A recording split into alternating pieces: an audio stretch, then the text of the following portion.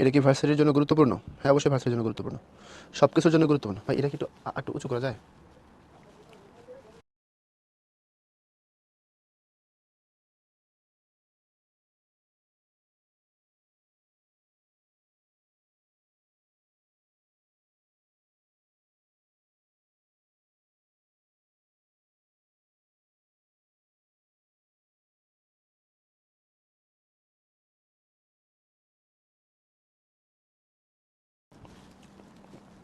আচ্ছা, এখন শুনতে পাবা? ঠিক আছে, ঠিক আছে, সাউন্ড ওকে, সাউন্ড চলে গেছে, সমস্যা নেই, আশা করি এখন শুনতে পাচ্ছ। তো চলো আমরা কথা বলি সাহিত্যে খেলা, বাংলা ভাষার ব্যাকরণিক শব্দশ্রেণী। সাহিত্যে খেলা আমরা পড়বো হচ্ছে একদম মানে একাডেমিক স্টাইলে। যে দেখো, সাহিত্যে খেলার মূল প্রবন্ধ আমরা নিয়ে রাখছি, দেখছো? একদম মূল প্রবন্ধ নেওয়া। এটাকে একাডেমিক সিস্টেমে নিব। তোমাদের যেতে এফার্সি আমি একাডেমিক সিস্টেমে নাও নিতে পারতাম, রিভিশন আকারে তথ্য নিয়ে আলোচনা করলেও তো হইতো, বাট আমি জানি এটা তোমাদের জন্য কঠিন, এর জন্য শুরু থেকে সুন্দর করে করে ধরাই দিব, ঠিক আছে, যাতে তোমাদের প্রবলেম না হয়। এখন আসো কি আছে এই জায়গায়, আলাপ শুরু করি। প্রমোদ চৌধুরী 1868 খ্রিস্টাব্দের 7 আগস্ট যশোরে জন্মগ্রহণ করেন, পৈতৃক নিবাস পাবনার হরিপুর। উনি রবীন্দ্রনাথ ঠাকুরের ভাতিজির জামাই ছিলেন। রবীন্দ্রনাথ ঠাকুরের এক ভাতিজি ছিল ইন্দিরা দেবী। এই ইন্দিরা দেবীর হাজব্যান্ড হচ্ছেন প্রমোদ চৌধুরী, বুঝতে পারছো? ইন্দিরা দেবীর হাজব্যান্ড রবীন্দ্রনাথ ঠাকুরের ভাতিজির জামাই, এটা সম্পর্কে রবি ঠাকুর হচ্ছেন ওনার চাচা শ্বশুর হইতেন। ওকে, এরপরে পড়াশোনার কথা এখানে বলা আছে, কই থেকে কি পড়ছেন একেবারে ব্যারিস্টারি পর্যন্ত কর্মজীবন দেওয়া আছে, নিজে পড়লেই হবে। উল্লেখযোগ্য লেখা: প্রবন্ধ গ্রন্থ তেলনুন লোকড়ি, বীরবলের হালখাতা, নানা কথা রায়তের কথা, নানা চর্চা, প্রবন্ধ সংগ্রহ ইত্যাদি। কাব্যগ্রন্থ আর কবিতার বইও আছে, সনেট 50, এটা সনেটের বই। তারপরে পদচারণ। গল্প গ্রন্থ আছে চারিয়ারি কথা, আহতি, নীললোহিত, এগুলা গুরুত্বপূর্ণ প্রবন্ধ আছে। যৌবনে দেওয়া রাজটিকা, বই পড়া, সাহিত্যে খেলা, ভাষার কথা, এগুলো তার গুরুত্বপূর্ণ প্রবন্ধ, বুঝতে পারছো?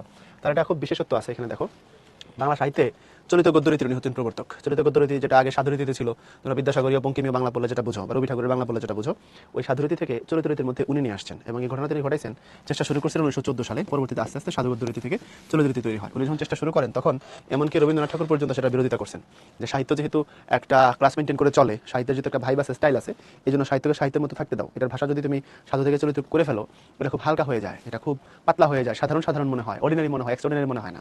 তো প্রমোদ চৌধুরীর যুক্তি ছিল এরকম, যে সাহিত্য যেহেতু জীবনের দর্পণ, সাহিত্য যেহেতু সমাজের দর্পণ, সমাজের বেশিরভাগ মানুষের জন্য যেহেতু সাহিত্য, এই জন্য বেশিরভাগ মানুষের জীবনের কাছাকাছি সাহিত্যকে নিতে হবে। সো তাদের ভাষা, তাদের উপযোগী ভাষা তৈরি করা লাগবে। পরবর্তীতে অবশ্য রবি ঠাকুর নিজেও চলিত রীতিতে লেখালেখি করছেন। আচ্ছা, এরপরে বাংলা সাহিত্যে চলিত গদ্যরীতির প্রবর্তক প্রমোদ চৌধুরী ছিলেন পরিশীলিত বাঘ, বৈদগ্ধ, ময়রম রচনা সিদ্ধহস্ত। প্রমোদ চৌধুরীর সাহিত্যিক ছদ্মনাম বীরবল। তিনি সবুজ পত্র পত্রিকা সম্পাদনা করেন। বাংলা কাব্য সাহিত্যে তিনি প্রথম ইটালীয় সনেটের প্রবর্তন করেন, বা সনেটকার হিসেবে বাংলা সাহিত্যে তাকে বিশিষ্ট আসন দেওয়া হয়েছে, উনি সনেট লিখছেন। এরপরে হচ্ছে 2রা সেপ্টেম্বর 1946 খ্রিস্টাব্দে কলকাতায় উনি শান্তিনিকেতনে মারা যান। এরপর আসো আমরা মূল প্রবন্ধে চলে যাব। মূল প্রবন্ধে যাওয়ার আগে আপনার ভয়েসের সাথে আরও কিসের একটা ভয়েস আসতেছে, ওইটা কোনো ডিস্টার্ব লাগতেছে, আপনার মাইকটা একটু ঠিক করবেন। মাইক ঠিক আছে? অন্য কোনো সাউন্ড ইস্যু আছে কি ভাই, একটু চেক করছেন? আদার্স কোনো ইস্যু এখান থেকে কোনো সাউন্ড কি যায়? আপনার কোনো অডিও ঠিক আছে? সব ঠিক আছে। সুতরাং তোমাদের এখানে কোনো ভাই রবীন্দ্রনাথের কোন গ্রন্থে বাংলা, অনেক গ্রন্থে বাংলাদেশের নাম আছে, অপরিচিতার মধ্যেও আছে। তুমি এটা বলতে পারো, ঢাবিতে একটা প্রশ্ন আসছিল যে কোন রবীন্দ্র রচনাবলীর মধ্যে বাংলাদেশ সম্পর্কিত লেখা আছে, ওটা ছিন্নপত্র। ছিন্নপত্র হচ্ছে একটা কবিতা চিঠির বই। ওই বইটা উনি যখন বাংলাদেশ অঞ্চলে থাকতেন জমিদারির সূত্রে, তখন তিনি চিঠি লিখতেন এখান থেকে ইন্দিরা দেবীকে। ইন্দিরা দেবী হচ্ছে এই প্রমোদ চৌধুরীর বউ। প্রমোদ চৌধুরীর বউকে ভাতিজিকে চিঠিতে লিখতেন। কলকাতার রবীন্দ্রনাথ যখন পূর্ববঙ্গে ছিলেন, পূর্ববঙ্গের 3টা জায়গা খুব গুরুত্বপূর্ণ রবি ঠাকুরের স্মৃতির সাথে, একটা হচ্ছে নওগাঁর প্রতিশর, একটা হচ্ছে কুষ্টিয়ার শিলাইদহ, একটা সিরাজগঞ্জের শাহজাদপুর। তো এই এলাকায় থাকার সময় এখানকার মানুষের জীবন নিয়ে, প্রকৃতি নিয়ে তিনি চিঠিতে লিখতেন তার ভাতিজির কাছে। ওই ছিন্নপত্র চিঠির মধ্যে এখানকার মানুষের জীবনের কথা আছে। আর অনেক লেখাতে বাংলাদেশের প্রসঙ্গ আসছে, সেটা ভিন্নভাবে আসছে। আর অপরিচিতার মধ্যে বাংলাদেশ শব্দটা ব্যবহার হয়েছে ভৌগোলিক টার্মের হিসাবে না, অন্য একটা টার্মে, কালচারাল হিসাবে। বলছে সমগ্র বাংলাদেশের মধ্যে আমি একমাত্র পুরুষ যাকে বিয়ের আসর হইতে উড়াইয়া দেওয়া হয়েছে।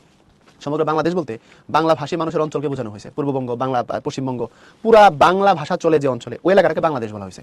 আমাদের আজকের 1,47,570 বর্গ কিলোমিটার এই এরিয়াকে বোঝানো হয়নি, বাংলা ভাষী মানুষের অঞ্চলকে বলা হয়েছিল বাংলাদেশ। শান্তিনিকেতন একটা জায়গার নাম। তারপরে হচ্ছে আর কোনো কোশ্চেন এখান থেকে? সাউন্ড ইস্যু এখন ওকে আছে? সনেট এক ধরনের কবিতা, এটা তোমার 19 পড়ে আসার কথা ছিল। সনেট এক ধরনের কবিতা, তোমরা যে 19 পড়ছো বঙ্গ কবিতাক্ষ নদ, এটা কবিতা ছিল না মাইকেলের, ওটা সনেট ছিল। সনেট হচ্ছে 14 মাত্রার 14 লাইনের কবিতা। একটা কবিতার এক ধরনের বিশেষ স্ট্রাকচারকে সনেট বলে। আজকে যেহেতু সনেটের ক্লাস না, আমরা সনেটের দিকে যাব না। প্রমোদ চৌধুরী হিন্দু কিনা? হ্যাঁ, উনি হিন্দু ছিলেন। এই প্রশ্নের আমার উত্তর দিতে হয় যে প্রমোদ চৌধুরী হিন্দু ছিল কিনা। সর্বনাশ! ইন্দিরা দেবী কে হন? রবীন্দ্রনাথ ঠাকুরের। ইন্দিরা দেবী রবি ঠাকুরের ভাইয়ের মেয়ে, ভাতিজি হন, ভাতিজি, আপন ভাতিজি। আচ্ছা, এখন আসো, এই লেখাটা কিন্তু একটু উপরের লেভেলের লেখা এটা। হ্যাঁ, সাহিত্যে খেলা একটু উপরের লেভেলের লেখা, এটা বুঝতে হলে মনোযোগ দিয়ে বুঝতে হবে। সাহিত্যে খেলা, সাহিত্য তো মানুষের জীবনের দর্পণ, দর্শন। আমরা যেসব জিনিস চিন্তা করি সেগুলোকে যখন লিখে প্রকাশ করি সেগুলো সাহিত্য হয়। সাহিত্যের সংজ্ঞা আমরা একটু দেখবো। আমরা দেখবো হচ্ছে রবি ঠাকুরের জীবন থেকে। রবি ঠাকুর সাহিত্যের সংজ্ঞা দিয়েছেন বাক বৈদগ্ধময়। মানে কি? বাক বৈদগ্ধময় মানে হচ্ছে কথাবার্তার সৌন্দর্য দ্বারা পরিপূর্ণ। কথাবার্তার সৌন্দর্য দ্বারা পরিপূর্ণ। দেখো আমরা একটু সাহিত্যের সংজ্ঞা থেকে আসি, তাহলে তোমার এটা বোঝানো যাবে না, আমি জানি, কোনো লাভ নাই বোঝায়। সাহিত্য জিনিসটা কি? সাহিত্য হচ্ছে, রবি ঠাকুর বলছেন, অন্তরের কথাকে বাহিরে, চিন্তার কথাকে বাস্তবে এবং একজনের কথাকে বিশ্ব মানবের করে প্রকাশ করার নাম সাহিত্য। তাহলে দেখো, অন্তরের কথাকে বাহিরে, চিন্তার কথাকে বাস্তবে আর একজনের কথাকে বিশ্ব মানবের করে প্রকাশ করলে সেটাকে সাহিত্য বলা হয়। তাহলে সংজ্ঞার দিকে তাকাও, রবি ঠাকুর কি বলছেন? বলছেন অন্তরের কথা কোথায় আসবে? অন্তরের কথা বাহিরে।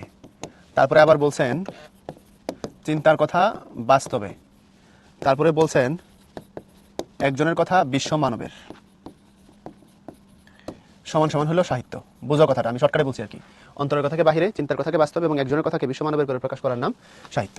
এর অর্থ কি? এর অর্থ হচ্ছে এটা, ধরো তুমি একটা গল্প পড়ছো, ওই গল্পের চরিত্র তোমার নিজের জীবনের সাথে মিলে যাবে।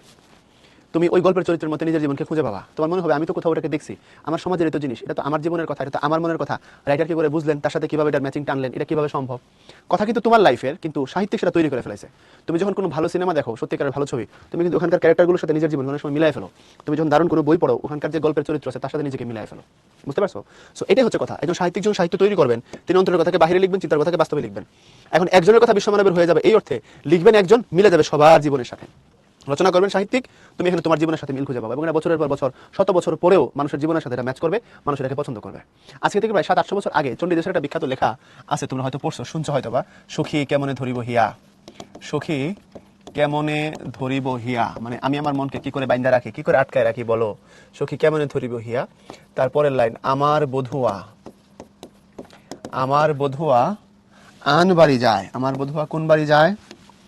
আমার বধুয়া আন বাড়ি যায় আমারই আঙ্গিনা দিয়া, আমারই আঙ্গিনা দিয়া। সখী কেমনে ধরিব হিয়া, আমার বধুয়া আন বাড়ি যায় আমারই আঙ্গিনা দিয়া। অর্থ কি? এই কথাটা যিনি বলতেছেন তিনি হচ্ছেন রাধা। মধ্যযুগে এক ধরনের সাহিত্য আছে, 1200, 1300, 1400, 1500 সালে লেখা হয়েছে। এগুলোর নাম হচ্ছে বৈষ্ণব সাহিত্য বা বৈষ্ণব পদাবলী।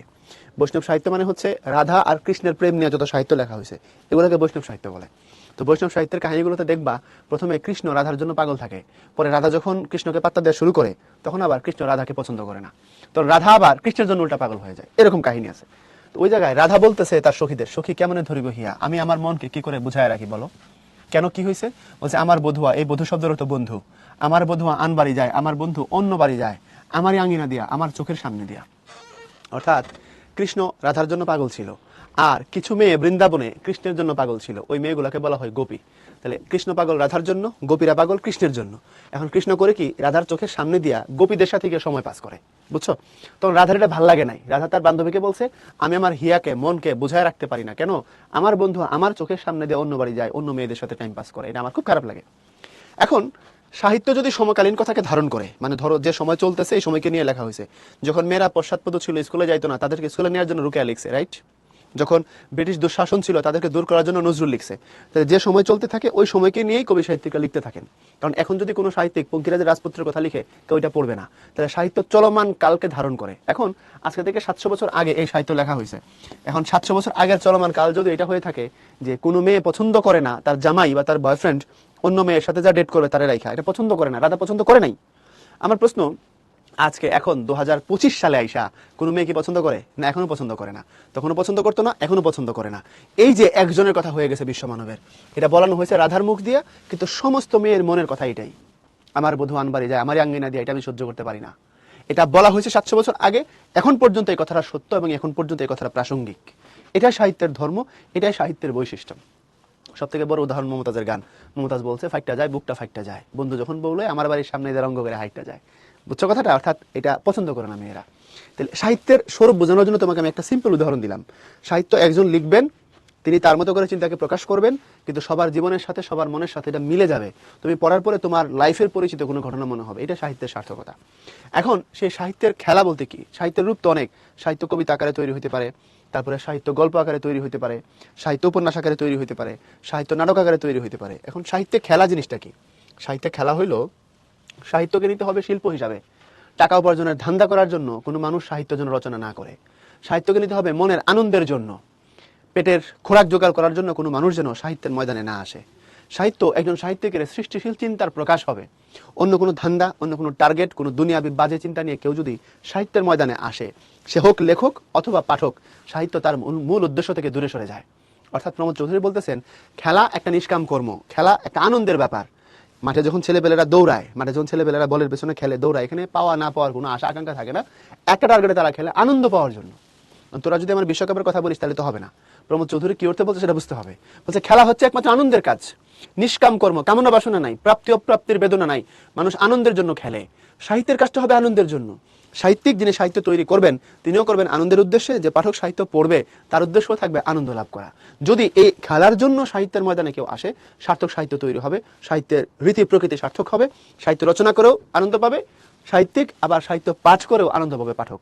অর্থাৎ সাহিত্যকে কোনো ধান্দার জায়গা হিসেবে নেওয়া যাবে না, খেলার জায়গা, শিল্পের চর্চা, মনের আনন্দের কাজ হিসেবে নিতে হবে।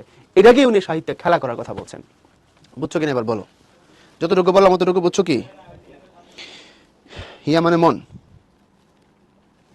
বাংলা নব্য লেখক দিকে এখানে বলছি, হ্যাঁ সাহিত্যের গল্পের অর্থে ওকে।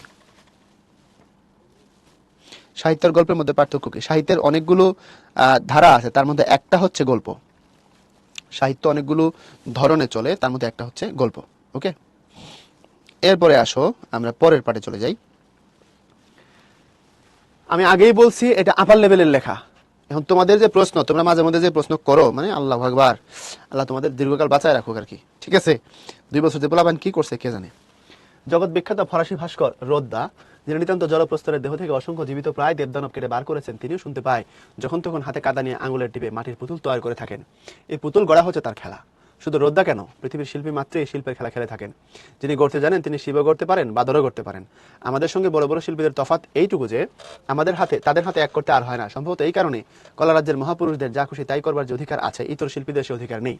স্বর্গ হতে দেবতারা মাঝে মধ্যে ভূতল অবতীর্ণ হওয়া থেকে আপত্তি করেন না, কিন্তু মর্তবাসীদের পক্ষে রসাতলে গমন করাটা বিশেষ নিন্দনীয়।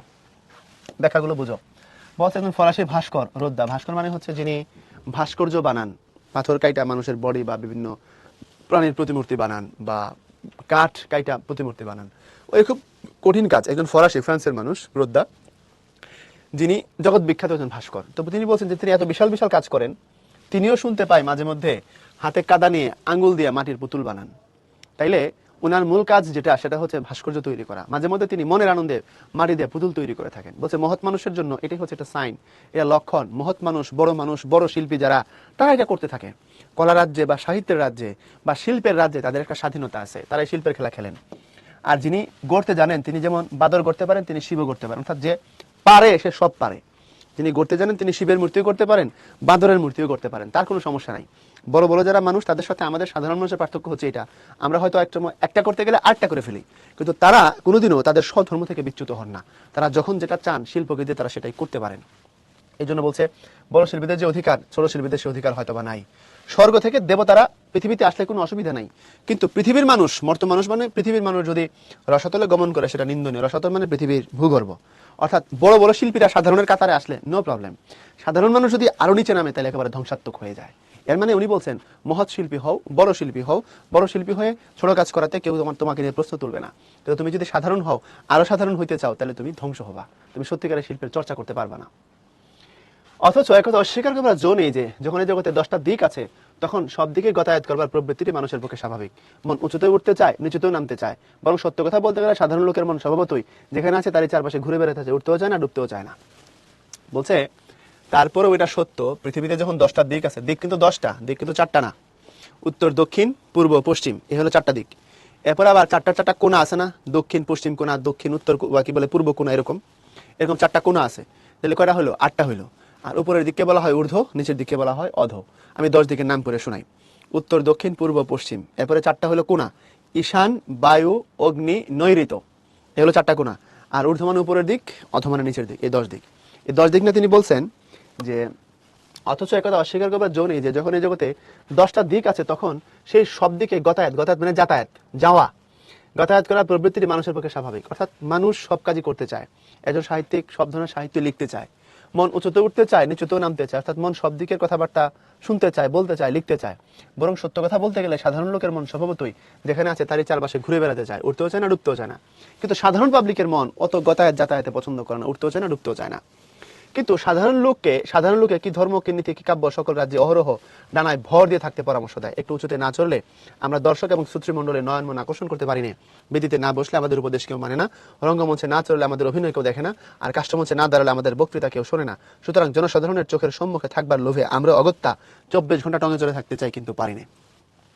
ভাই একটু চা দিতে বলেন দ্রুত।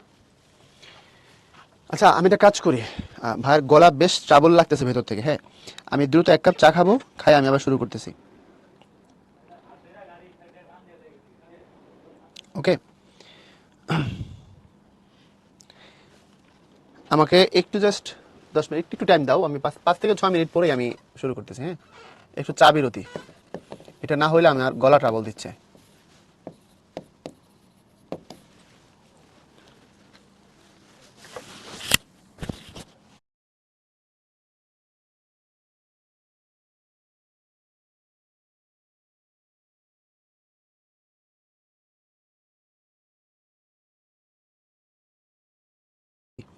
আর কোনো প্রশ্ন পড়াই না, এটা নাম হলো আজকের পাঠ। সো আজকের পাঠে উদ্ভাসন মেশে এটার একটা ফ্রি ক্লাস আছে, আমি নিজে নিয়ে রাখছি। ওই ফ্রি ক্লাসের দৈর্ঘ্য কত অনুমান করতে পারো? 1 ঘন্টা 50 মিনিট। 1 ঘন্টা 50 মিনিট শুধু এটা পড়াইছি। এই যে দেখো, ইউটিউবে গেলে সাহিত্য খেলার সার্চ করলে উপরেই আসতেছে এই ভিডিওটা, এটার ফ্রি ক্লাস। তো তুমি যে স্লো পড়াও বলো, স্লো পড়াইলে এটা কতক্ষণ লাগবে বুঝতেছো? যদি এমন হয় বা এনি চান্স তোমার কোনো প্রবলেম হয়, ওখান থেকে তুমি আবার দেখো। বাট তোমার আমার ফার্স্ট পার্ট পড়াইতে হবে, সেকেন্ড পার্ট পড়াইতে হবে। আর আমার ফ্লোতে যদি আমার আটকায় রাখো, মানে বাধা দাও, তাহলে তো আমিও শেষ, তুমিও শেষ। এটা এফআরসি, এটা বুঝতে হইব ম্যান, এটা একাডেমিক না। সো 1 ঘন্টা 50 মিনিট মানে 2 ঘন্টা লাগছে আমার এটা পড়াইতে, আর তোমার আমার এখন পড়াইতে হবে 1 ঘন্টায়, তারপরে পড়াইতে হবে সেকেন্ড পেপার। ইয়ার কি করো না, মাঝখানে আছে প্রশ্ন। এই জন্য আমি খারাপ, আমি মুখের উপরে বলে ফেলি সব। তোমাদের অন্যায় আমি মেনে নেই না, অন্যায় আবদার, এই জন্য আমি খারাপ, বুঝছো কথা? এখন আসো, যেখানে ছিলাম সেখানে আবার যাই। এই ব্যাখ্যাটা শেষ করি নাই। মন উঁচুতে উঠতে চায়, মন নিচুতেও আবার কি বলে নামতে চায়। অর্থাৎ আমাদের মন সব ধরনের ফ্লেভার চায়। আমাদের মন সাহিত্যে উঁচু মানের সাহিত্যও পড়তে চায়, সাধারণ সাহিত্যও পড়তে চায়। কিন্তু সাধারণ মানুষ আমরা যারা অতি অর্ডিনারি, আমরা অতি অর্ডিনারির আসলে কোনো কিছু করতে চাই না সাহিত্যে। কিন্তু সাধারণ লোককে কি ধর্ম, কি নীতি, কি কাব্য সকল রাজ্যে অহরহ ডানায় ভর দিয়ে থাকতে পরামর্শ দেয়। অর্থাৎ আমরা অনেক সময় সাহিত্যের যে কোনো ক্ষেত্রে একটু উপরে থাকতে চাই, নিজেদেরকে আপার লেভেলের ভাবতে চাই। একটু উঁচুতে না চললে আমরা দর্শক এবং শ্রোতৃমণ্ডলীর নয়ন মন আকর্ষণ করতে পারি না। আমাদের সমাজের একটা ধর্ম বা বৈশিষ্ট্য হচ্ছে, আমরা যদি নিজেকে শোফ না করি, বড় না দেখাই, আমাদের কথা মানুষ শোনে না। বেদিতে না বসলে আমাদের উপদেশ কেউ মানে না। বেদি মানে হচ্ছে স্টেজে না বসলে আমাদের উপদেশ কেউ মানে না। রঙ্গমঞ্চে না চললে আমাদের অভিনয় কেউ দেখে না, আর কাস্টমঞ্চে না দাঁড়ালে আমাদের বক্তৃতা কেউ শোনে না। পুরো কথার অর্থ হচ্ছে এটা, সোসাইটির মধ্যে আমার একটা ফ্রেমওয়ার্ক তৈরি হয়ে আছে। এই সোসাইটির মধ্যে তুমি নিজেকে শো অফ করতে না পারলে, একটু বড় দেখাইতে না পারলে, মানুষ তোমার কথা শুনবে না বা মানবে না। সুতরাং জনসাধারণের চোখের সম্মুখে থাকবার লোভে আমরাও অগত্যা 24 ঘন্টা টঙে চড়ে থাকতে চাই, কিন্তু পারি না। সেই জন্য সাধারণ মানুষের সামনে থাকার জন্য আমরা অনেক সময় শো অফ করার চেষ্টা করি, নিজেকে বড় দেখানোর ট্রাই করি, কিন্তু আমরা পারি না। অনেকের পক্ষে নিজেদের আয়ত্তের বহির্ভূত উচ্চস্থানে উঠবার চেষ্টাটাই মহাপতনের কারণ হয়। এসব কথা বলবার অর্থ এই যে, কষ্টকর হলে আমাদের পক্ষে অবশ্য মহাজনদের পথ অনুসরণ করাই কর্তব্য। খেয়াল করো, ভালো মতো বুঝো। অনেকের পক্ষে নিজেদের আয়ত্তের বহির্ভূত উচ্চস্থানে উঠবার চেষ্টাটাই মহাপতনের কারণ হয়। বলছে অনেকে তার যতটুকু সামর্থ্য আছে তার থেকে অনেক বেশি কিছু করে ফেলতে চায়, তার যতটুকু ক্যালিবার ক্যাপাসিটি আছে তার থেকে অনেক বেশি কিছু দেখায় ফেলতে চায়, এবং এটা তার পতনের কারণ হয়। কারণ তুমি যখন সাধ্যের অতিরিক্ত সাধ করবা, সাহিত্যের বাজার অন্তত এটা চলবে না। তুমি রবীন্দ্রনাথ না, রবীন্দ্রনাথ শাস্তে গেলে তুমি ধ্বংস হবা। এরপরে এসব কথা বলবার অর্থ এই যে, কষ্টকর হলো আমাদের পক্ষে অবশ্য মহাজনদের পথ অনুসরণ করাই কর্তব্য। এখানে মহাজন মানে হচ্ছে বড় মানুষ, মহাজন মানে হচ্ছে সত্যিকার অর্থে জ্ঞানী মানুষ। তুমি এখানে যে টাকা সুদে ধার দেয় তারে মনে করলে হবে না। মহাজন মানে মহামানুষ, মহামানব। বুঝতে পারছো? সাহিত্যের বাজারে যারা মহামানব তাদেরকে মিন করা হয়েছে মহাজন দিয়ে। বলছে যে যদি কষ্টও হয় তারপর আমাদের এরকম বড় মানুষদেরকে অনুসরণ করা বা ফলো করাই হচ্ছে কর্তব্য।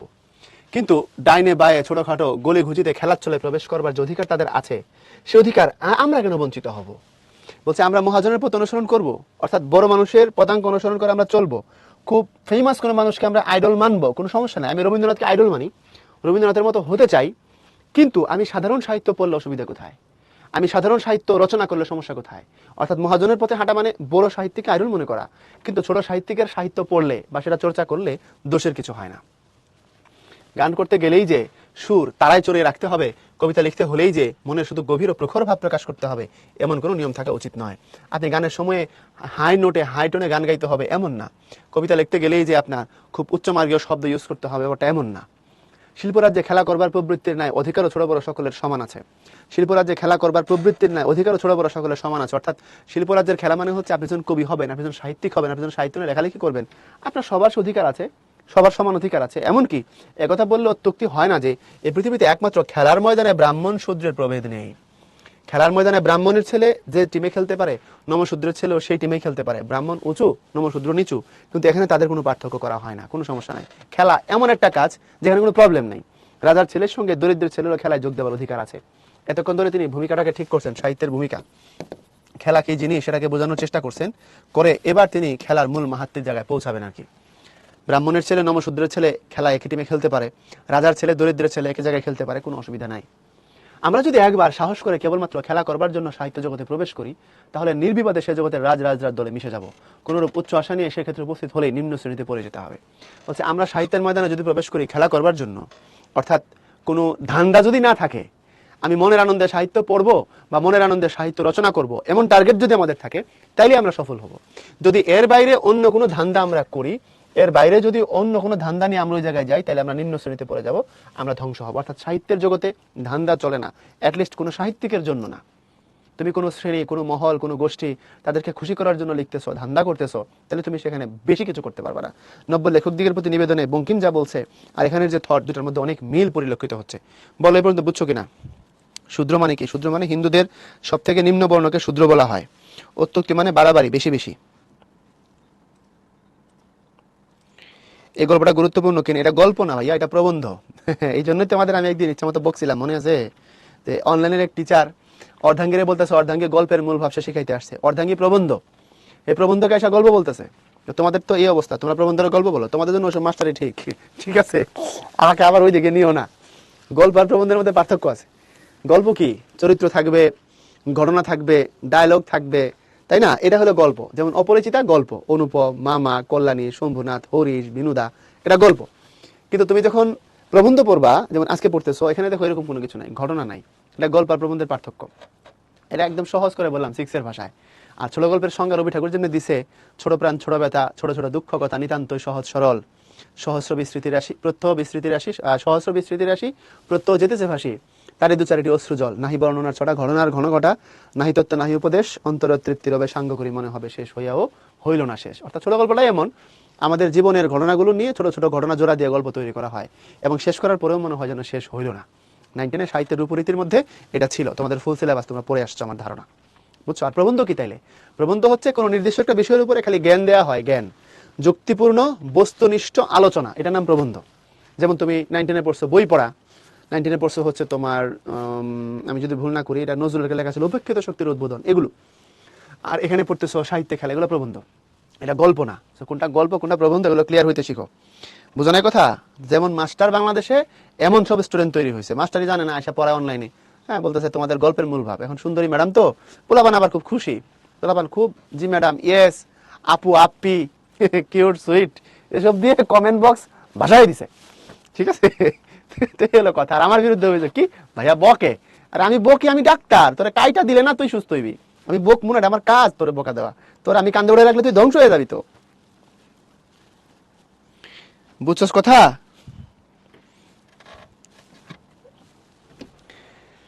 এরপরে আসো, লেখকের অবশ্য দশের কাছে হাততালির প্রত্যাশা রাখেন, বাহবা না পেলে মনক্ষুণ্ণ হন। বলছে হ্যাঁ এটা সত্য যে লেখকেরা দশের কাছে হাততালির প্রত্যাশা রাখেন, বাহবা না পেলে মনক্ষুণ্ণ হন। লেখকেরা, হ্যাঁ আমি একটা জিনিস লিখবো, আমার সাহিত্য তৈরি হবে, মানুষ এটাকে প্রশংসা করবে, এটা একজন মানুষ চাইতেই পারে, একজন মানুষের এটা একটা মানে প্রত্যাশা থাকতেই পারে। কেননা তারাই হচ্ছেন যথার্থ সামাজিক জীব, বাদ বাকি সকলে কেবলমাত্র পারিবারিক। এই লেখকরা সামাজিক আর আমরা পারিবারিক, এর অর্থ কি? লেখকরা পুরা সমাজকে নিয়ে চিন্তা করে আর আমরা পরিবারকে নিয়ে চিন্তা করি। আমাদের চিন্তা পরিবার কেন্দ্রিক, রাইটারদের চিন্তা পুরা সোসাইটিকে নিয়ে।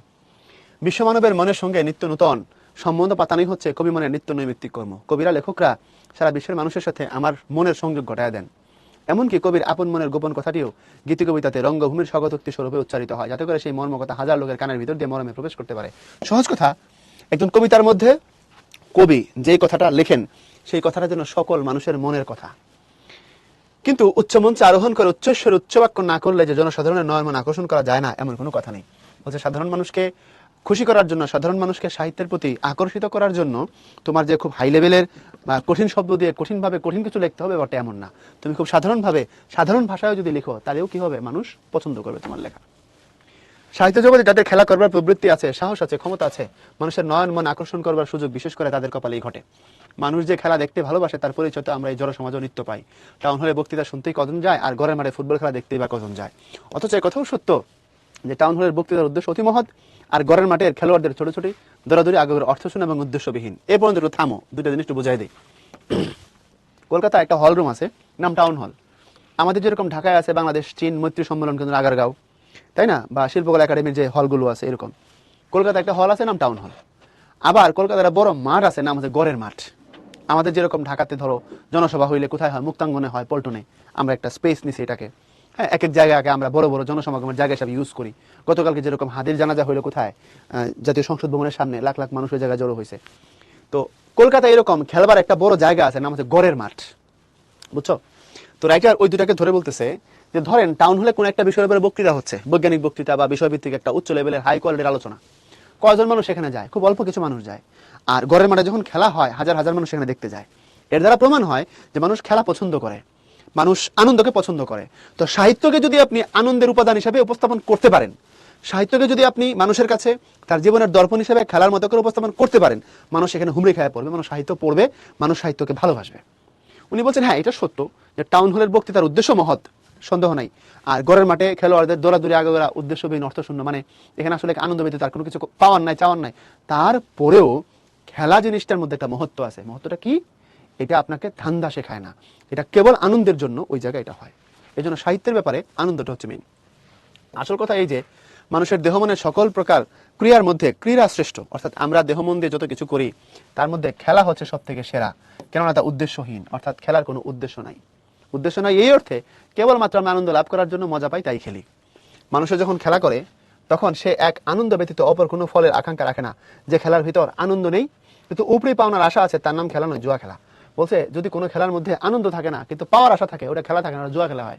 এই জন্য সাহিত্যের মধ্যে কেউ যদি আইসা মানুষকে আনন্দ দেওয়ার বদলে অন্য কোনো ধান্দা করে তাহলে সাহিত্য চর্চা হয় না, এটা জুয়া চর্চা হয়ে যায়। এবং যেহেতু খেলার আনন্দ নিরর্থক, অর্থাৎ অর্থগত নয়, মানে টাকা পয়সার ব্যাপারে না, সে কারণে তা কারো নিজস্ব হতে পারে না। এই আনন্দের সকলের অধিকার সমান, অর্থাৎ এই আনন্দের অধিকার সবাই সমানভাবে নেয়। অর্থাৎ পুরো আলোচনার মধ্যে দেখো সাহিত্যকে একটা নিষ্কাম কর্ম, ধান্দাহীন কর্ম, আনন্দের ব্যাপার হিসেবে তিনি উপস্থাপন করার চেষ্টা করতেছেন, আর কিছু না। সুতরাং সাহিত্যে খেলা করবার অধিকার যে আমাদের আছে শুধু তাই নয়, স্বার্থ এবং পরার্থ এই দুয়ের যুগপৎ সাধনের জন্য মনোজগতে খেলা করাই হচ্ছে আমাদের পক্ষে সর্বপ্রধান কর্তব্য। যে লেখক সাহিত্য ক্ষেত্রে ফলের চাষ করতে ব্রতী হন, যিনি কোনরূপ কার্য উদ্ধার অভিপ্রায় লেখনী ধারণ করেন, তিনি গীতার মর্ম বোঝেন না, গীতার ধর্মও বোঝেন না, একেবারে ধুয়ে দিছে এই জায়গাটা। সুতরাং সাহিত্যে খেলা করবার অধিকার যে আমাদের আছে শুধু তাই নয়, স্বার্থ এবং পরার্থ এই দুয়ের যুগপৎ সাধনের জন্য মনোজগতে খেলা করাই হচ্ছে আমাদের পক্ষে সর্বপ্রধান কর্তব্য। বুঝছো? বলছে শুধু তাই নয়, স্বার্থ এবং পরার্থ। স্বার্থ মানে নিজের জন্য, পরার্থ মানে অন্যের জন্য। দুটোই যদি তুমি করতে চাও, তুমি যদি নিজের ভালো করতে চাও, অন্যের ভালো করতে চাও, তখন মনোজগতে খেলা করাই হচ্ছে আমাদের পক্ষে সর্বপ্রধান কর্তব্য। তখন তুমি ধান্দাবাদ দিতে হবে। ধান্দাবাদ দিয়ে যদি তুমি সেবার উদ্দেশ্য নাও, পরার্থ অন্যের জন্য যদি করার চেষ্টা করো, নিজেটা তোমার এমনি হয়ে যাবে অটো। যে লেখক সাহিত্য ক্ষেত্রে ফলের চাষ করতে ব্রতী হন, যিনি কোনরূপ কার্য উদ্ধারের অভিপ্রায় এখনই ধারণ করেন, তিনি গীতার মর্ম বোঝেন না, গীতার ধর্ম বোঝেন না। বলছে কোন রাইটার যদি সাহিত্যে ফলের চাষ করতে ব্রতী হন, অর্থাৎ ধান্দা করে তখন কোনরূপ কার্য উদ্ধারের অভিপ্রায় এখনই ধারণ করেন, তখন তিনি গীতার মর্ম বোঝেন না, গীতার ধর্ম বোঝেন না। অর্থাৎ তিনি গীত আর গীতা হিন্দুদের ধর্মগ্রন্থ আর কি, বলছে গীতার যে মূল বক্তব্য আছে সেটা তিনি ফিল করতে পারেন না। অর্থাৎ ভালো জিনিস তিনি ধরতে পারেন না, আসল জিনিস তিনি বুঝতে পারেন না, কল্যাণকর জিনিস তিনি বুঝেন না। অর্থাৎ যদি সাহিত্যকেও ধান্দা করে আর কি। বাংলাদেশে অনেক সাহিত্যিক পাওয়া যায় উদয় হয়েছে যারা হচ্ছে ব্যাপক ধান্দার মধ্যে আছে। গত 21শে ফেব্রুয়ারিতে এক বিখ্যাত কবির এক বই বের হয়ে গেল, এবং এই কবিতা, এই বই থেকে এক কবিতা আমার এক বন্ধু আমার লেখা পাঠায় গেছে, কাউসার ভাই তুমি তো বাংলা পড়াও, আমার জুনিয়র রাখি কিন্তু বন্ধু, তুমি তো বাংলা পড়াও, এই কবিতা কি, এর ব্যাখ্যা দাও আমারে। কবিতা হলো এই যে ডিপার্টমেন্টের একটি মেয়ে জানলেও না একটি ছেলে তাকে কত ভালোবাসে। 2 লাইনের কবিতা। এখন 2 লাইন 3 লাইনের ছোট ছোট কবিতা হয়, এগুলাকে অনুকাব্য বলা হয়। বাংলা ভাষায় 2, 3, 4, 5 লাইনের ভিতরে যেসব ছোট্ট কবিতা এগুলাকে বলা হয় অনুকাব্য। ইংরেজিতে এগুলোকে বলা হয় লিমেরিক, জাপানি এবং কোরিয়ান ভাষায় বলা হয় হাইকু, আরবি ফার্সি ভাষায় এগুলোকে বলা হয় রুবাইয়াত। পৃথিবীতে বিখ্যাত বিখ্যাত রুবাইয়াত আছে, উমর খয়ামের লেখা, তারপরে পারস্যের কবি হাফিজের লেখা রুবাইয়াত আছে, খুব বিখ্যাত এগুলো। এগুলো পড়লে শরীরে কাঁপন দেয়। 2-3 লাইন এমন সুন্দর সুন্দর কথা আছে। তো বাংলা সাহিত্য এরকম অনুকাব্য আছে, যেমন নির্মলেন্দু গুণের একটা বিখ্যাত অনুকাব্য আছে, আবার যখন দেখা হবে বলে দিব স্ট্রেট কাট ভালোবাসি, 3 লাইনে। আবার যখন দেখা হবে বলে দিব স্ট্রেট কাট ভালোবাসি, 3 লাইনে। অর্থাৎ তার সাথে আমার দেখা হয়, তার সাথে আমার কথা হয়, তার সাথে আমার ভাব বিনিময় হয়, তার প্রতি আমার ভালো লাগা আছে, তার প্রতি আমার ভালোবাসা আছে, কিন্তু বলা হয় না। সো আবার যখন দেখা হবে আমি সরাসরি বলে দেবো যে তাকে আমি ভালোবাসি। 3 লাইনে ছোট একটা অনুকাব্য, রোমান্টিক কাব্য। তো অর্থবহ তো হওয়া লাগে রে ভাই, অর্থবহ না হলে তো হবে না। পৃথিবীতে সব থেকে ছোট্ট সংক্ষিপ্ত যে ছোট গল্পটা আছে মনে হয় 4টা কি 5টা ওয়ার্ড দিয়ে, বেবি শুজ নেভার ওর্ন, এটা মনে হয়। বেবি শুজ 2টা, নেভার ওর্ন 4টা কথা। অর্থাৎ বাচ্চাদের জন্য জুতো কখনোই পরা হয়নি। এটা পৃথিবীর সব থেকে ছোট গল্পের সংক্ষিপ্ততম ছোট গল্পের উদাহরণ। আমি যদি ভুলও করে থাকি আর 2টা ওয়ার্ড থাকতে পারে, 5-6টা ওয়ার্ড দিয়ে। এটার পিছনে গল্প আছে, অনেকে বুঝতে পারবে না গল্প কেমনে আছে। ধরো একটা কাপল, বাবা মা হচ্ছে, মানে ভদ্র মহিলার গর্ভে সন্তান আসছে। তো যখন স্বামী স্ত্রীরা সন্তান প্রত্যাশা করে, মা হচ্ছে বাবা হচ্ছে, তখন তাদের মধ্যে রোমাঞ্চ কাজ করে, বাচ্চা আসবে, কেমন হবে, ছেলে হবে না মেয়ে হবে, দুষ্টু হবে, সুইট হবে, কিউট হবে ইত্যাদি। তখন তারা অনেক কল্পনা রাজ্য সাজায় অনাগত সন্তানকে নিয়ে। ওইরকম কোন একটা কাপল যারা বাবা মা হচ্ছিল পেটে সন্তান, তার জন্য একটা সময় শপিং করছে। বাচ্চা জন্মায় জুতা পরবো, বাচ্চা জন্মায় মালা পরবে, বাচ্চা জন্মানোর পরে মাথায় হ্যাট পরবে, এরকম। ওই বাচ্চার জন্য শুজ কিনে নিয়ে আসে, জুতা আনছে। কিন্তু ওই বাচ্চাটা পৃথিবীতে আসার আগেই গর্ভে মারা গেছে, কোনো কারণে কোনোভাবে সে মারা গেছে। সো ও পৃথিবীর আলো দেখার আগে মারা গেছে, এই দুনিয়াতে সে আসতে পারেনি প্রপারলি। তাহলে তার জন্য কেনা হয়েছিল জুতাটা, কিন্তু জুতাটা পরা হয় নাই। সো এই জুতাটা ওই বাবা মা আবার বিক্রি করে দিবে যে জুতাটা নতুন আছে, আমার বাচ্চার জন্য কিনেছিলাম, বাচ্চা পরে নাই, এই দুঃখের জুতা আমি আর আমার কাছে রাখবো না, এটা আমার বাচ্চার স্মৃতি হয়েও হইতে পারে নাই। দেখো কত বড় স্টোরি ঢুকাই দিছে 4টা কথার ভিতরে। তো তারা বিজ্ঞাপন দিছে এই জুতা দেখায়, বেবি শুজ নেভার ওর্ন। বুঝতে পারছো, বাচ্চার জন্য জুতো, কেনা জুতো, এটা কখনোই পড়া হয়নি। এই যে 4টা 5টা কথায় সব থেকে ছোট্ট কাব্যিক ছোট গল্প, এগুলো সম্ভব বড় বড় সাহিত্যিকদের। কিন্তু আমাদের সাহিত্যিক কি লিখলেন? আমাদের সাহিত্যিক লিখলেন যে ডিপার্টমেন্টের একটি মেয়ে জানলোই না একটি ছেলে তাকে কত ভালোবাসে, এই হলো তার কবিতা। তো পরে আমার ওই বন্ধু আমার লেখা পাঠায়, এটা কি কবিতা, আমার ব্যাখ্যা দাও। এখন কবিতা পড়ে আমিও হাসি, আমার বন্ধুও হাসে। আমি মনে মনে বললাম যে ভাই কি করবো মানে ভুল দেশে আমরা জন্মাই গেছি, অথবা এই কবি ভুল দেশে জন্মাই গেছে, আমার মাফ করে দাও বলে বন্ধুর সাথে আমি মজা করছি, বুঝছো? তো সাহিত্যের বাজারে ধান্দা করার লোক আছে, এরা গীতার মর্ম বোঝে না, গীতার ধর্মও বোঝে না, অর্থাৎ তারা সাহিত্যের আসল উদ্দেশ্য সম্পর্কে একেবারেই অবগত না। কেননা খেলা হচ্ছে জীব জগতে একমাত্র নিষ্কাম কর্ম, নিষ্কাম মানে কামনা বাসনা নাই। অতএব মোক্ষ লাভের একমাত্র উপায়, মোক্ষ লাভ মানে হচ্ছে সাফল্য লাভের একমাত্র উপায়, নিজেকে পরিশুদ্ধ করবার একমাত্র উপায়। স্বয়ং ভগবান বলেছেন যদিচ তার কোনো অভাব নেই, তবু তিনি এই বিশ্ব সৃজন করেছেন, অর্থাৎ সৃষ্টি তার লীলা মাত্র। স্রষ্টা বলতেছে তার তো কোনো অভাব নাই, তার তো কোনো প্রয়োজনীয়তা নাই, তারপর তিনি পৃথিবী সৃষ্টি করেছেন কেন? কারণ এটা তার কাছে লীলা, এটা তার কাছে খেলা, তার কাছে আনন্দ। সুতরাং আনন্দ পাওয়ার উদ্দেশ্যে কোনো কিছু করা এটা খুব মহত্তর কাজ। কবির সৃষ্টিও এই বিশ্ব সৃষ্টির অনুরূপ। কবি যখন কবিতা সৃষ্টি করবেন এভাবেই করবেন, আনন্দের জন্যই করবেন, ধান্দা করে করবেন না। সে সৃজনের মূলে কোনো অভাব দূর করার অভিপ্রায় নেই। সে সৃষ্টির মূল অন্তরাত্মার স্ফূর্তি, অর্থাৎ মনের আনন্দ, এবং তার ফল আলটিমেট রেজাল্ট হচ্ছে আনন্দ লাভ করা। বুঝছো না বুঝো নাই বলো? কোন আপু ছিল এটা? আমি তোর নাম কইছি রে, আমি নাম কইছি, কোন আপু ছিল? তোরা তো আপুদের ভক্ত, ভাইয়ারা পড়ায় জীবন দিয়ে দিবে অভিযোগ। আর আপুরা আসা যখন একটু মানে ইনিয়ে বিনিয়ে পড়াবে তখন বাবা আপি, ঠিক আবু বলে না, আপি। যাক, তোদেরকে আর রোস্ট করতে ভালো লাগতেছে না আমার, তোদেরকে রোস্ট করার রুচি নাই রে। ওকে, তারপরে আস স্বগতোক্তি মানে নিজে নিজের কথা, নিজের কথা নিজে বলা। অনেক সময় সিনেমার মধ্যে দেখো না, ক্যারেক্টারকে দেখাচ্ছে, সে মুখে বলতেছে না, বাট তার চিন্তার কথাকে শোনা যাচ্ছে। এটা নিজের মনের কথাটা নিজে মনে নিজে নিজে বলা, এটাকে স্বগতোক্তি বলা হয়। চিন্ময় বলছে ভাইয়া আপনি বেস্ট। তোর বুঝতে দেরি হয়েছে, ঠিক আছে। বৈশ্য হচ্ছে একটা ইয়ার নাম। হিন্দু ধর্মে বর্ণে সবার উপরে হচ্ছে তোমার ব্রাহ্মণ। তাদের 4টা শ্রেণী আছে। ব্রহ্মাণ্ডের জ্ঞান যিনি রাখেন হিন্দু ধর্ম মতে তারা বলা হয় ব্রাহ্মণ। তারপরে হচ্ছে ক্ষত্রিয়, তারপরে হচ্ছে বৈশ্য, তারপরে হচ্ছে শূদ্র। ব্রাহ্মণদের কাজ হিন্দু ধর্মের ব্যাখ্যা অনুযায়ী, ব্রাহ্মণদের কাজ ধর্মকর্ম করা, ক্ষত্রিয়দের কাজ রাজ্য চালনা করা, দেশ শাসন করা, যুদ্ধ করা। বৈশ্যদের কাজ হচ্ছে চাষবাস করা, ব্যবসা বাণিজ্য করা, ফসল ফলানো। আর শূদ্ররা বাকি সবার সেবক, এরা হচ্ছে নমশূদ্র, সর্বনিম্ন জাতি। তো রাইটার বলছে খেলার ময়দানে ব্রাহ্মণের ছেলের সাথে শূদ্রের ছেলেও খেলতে পারে, ধনীর ছেলের সাথে গরিবের ছেলেও খেলতে পারে, রাজার ছেলের সাথে প্রজার ছেলেও খেলতে পারে। এটা আনন্দের কাজ। যদি চোখে সাধু ভাষা, হ্যাঁ সাধু ভাষা। আপনার কথাগুলো নিম পাতার মতো তিতা হলো সত্য। ইয়া, আমার কথা নিম পাতার মতো তিতা কিন্তু সত্য। নিষ্কাম মানে যেখানে কামনা বাসনা নাই, যেখানে কোনো পাওয়ার আশঙ্কা নাই। আম্মু অনেক পছন্দ করে, কারণ আপনিও তার মতো আমাকে প্রতি মুহূর্তে ওয়াশিং পাউডার ছাড়া ধুইতে থাকেন। চুনা বলছে আম্মু, হ্যাঁ, কারণ আমার পছন্দ না করার কোনো উপায় নেই, কারণ তাদের উদ্দেশ্য আর আমার উদ্দেশ্য সেম। তারাও চায় তুমি ভালো করো, আমিও চাই তুমি ভালো করো। এই জন্য গার্ডিয়ানরা আমি জানি আমাকে পছন্দ করে, এটা আমি নতুন, আজকে নতুন না, সব বেচেই। সো যেসব বাসায় গার্ডিয়ানরা ক্লাস দেখার সুযোগ পায় তারা তো আমাকে ভালো না বাসার কারণ নাই, কারণ তাদের উদ্দেশ্য আমার উদ্দেশ্য সেম। রেদার আমি কাছে পাইলে পিটায় সোজা করে দিতাম, তারা হয়তো মারে না অনেকে, বাট আমি পাইলে লাইফ ফ্যান অফ করে বাইরে যেতাম, একদম সোজা মানুষ বানায় ছেড়ে দিতাম। এক কথায় সাহিত্য সৃষ্টি জীবাত্মা লীলা মাত্র এবং সে লীলা বিশ্বলীলার অন্তর্ভুক্ত। কেননা জীবাত্মা পরমাত্মার অঙ্গ এবং অংশ। সাহিত্যের উদ্দেশ্য সকলকে আনন্দ দেওয়া, কারণ মনোরঞ্জন করা নয়। এই দুয়ের ভেতর যে আকাশ পাতাল প্রভেদ আছে সেটি ভুলে গেলেই লেখকেরা নিজের খেলনা না করে পরের জন্য খেলনা তৈরি করতে বসেন। হোয়াট আ লাইন, চমৎকার লাইন। এক কথায় সাহিত্য সৃষ্টি জীবাত্মা লীলা মাত্র, অর্থাৎ মানুষ তার আনন্দের জন্য সাহিত্য তৈরি করবে। সে লীলা বিশ্বলীলার অন্তর্ভুক্ত, অর্থাৎ বিশ্ব যে সৃষ্টি করেছেন সৃষ্টিকর্তা ওই রকমই। কেননা জীবাত্মা পরমাত্মার অঙ্গ এবং অংশ। বলছে জীবাত্মা পরমাত্মার অঙ্গ এবং অংশ, এটা হিন্দু ধর্মের বিশ্বাস অনুযায়ী উনি বলছেন। পরমাত্মা মানে সৃষ্টিকর্তা আর জীবাত্মা মানে মানুষ, অর্থাৎ সৃষ্টিকর্তার একটা অংশ হিসেবে মানুষ, এটা হিন্দুদের বিশ্বাস। বাট আমাদের বিশ্বাসটা এমন না, আমাদের বিশ্বাসটা এমন যে আল্লাহর প্রতিনিধি হচ্ছে মানুষ, মানুষ হচ্ছে আল্লাহর পাঠানো প্রতিনিধি পৃথিবীতে, খলিফা। আমাদের বিশ্বাসটা এমন। আমরা তো আর পরমাত্মার অংশ নিজেকে মনে করি না, আমরা মনে করি যে সৃষ্টিকর্তা আমাদেরকে সৃষ্টি করে পৃথিবীতে পাঠিয়েছেন, উনি আমাদের খালিক, তাই না? উনি কারো কাছ থেকে জন্ম লাভ করেননি, কাউকে জন্ম দেননি। তুমি সূরা ইখলাসের মধ্যে পড়ছো, মনে করে দেখো, কুল হু আল্লাহু আহাদ, বলে দিন আল্লাহ এক, লাম ইয়ালিদ ওয়া লাম ইউলাদ। উনি কারো কাছ থেকে জন্মগ্রহণ করেননি, কাউকে জন্ম দেন উনি, এটা আমাদের বিশ্বাস। আর উনি হিন্দু ধর্মের ধর্মীয় বিশ্বাসের জায়গা থেকে বলছেন যে জীবাত্মা পরমাত্মার অঙ্গ এবং অংশ, অর্থাৎ এক কথায় সাহিত্য সৃষ্টি জীবাত্মার লীলা। সৃষ্টিকর্তা যেমন পৃথিবীকে এমনি তার আনন্দের জন্য বানাইছে, সাহিত্যিকেরাও তার আনন্দের জন্য সাহিত্য তৈরি করবেন। সেই লীলা বিশ্বলীলার অন্তর্ভুক্ত, অর্থাৎ পৃথিবীটা যেরকম করে সৃষ্টি হয়েছে সেভাবে আনন্দের জন্য পৃথিবী বানানো, লেখকদের কাছে আনন্দের জন্য সাহিত্য সৃষ্টি করা। কেননা জীবাত্মা পরমাত্মার অঙ্গ এবং অংশ, অর্থাৎ সৃষ্টিকর্তার কাজের অনুরূপ লেখকদের কাজ। সৃষ্টিকর্তা আনন্দের জন্য পৃথিবী সৃষ্টি করেছেন, লেখকের আনন্দের জন্য সাহিত্য তৈরি করবেন। তবে এখানে জাস্ট আমি ধর্মীয় জায়গা থেকে ব্যাখ্যা দিয়ে দিছি।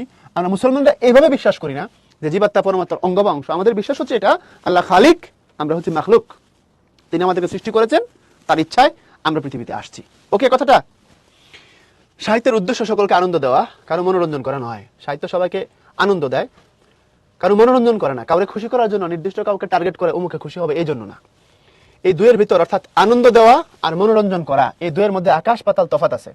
এই দুয়ের ভিতর যে আকাশ পাতাল প্রভেদ আছে সেটি ভুলে গেলেই লেখকেরা নিজে খেলা না করে পরের জন্য খেলনা তৈরি করতে বসেন। অর্থাৎ আনন্দ দেওয়া আর মনোরঞ্জন করা দুটা ভিন্ন জিনিস।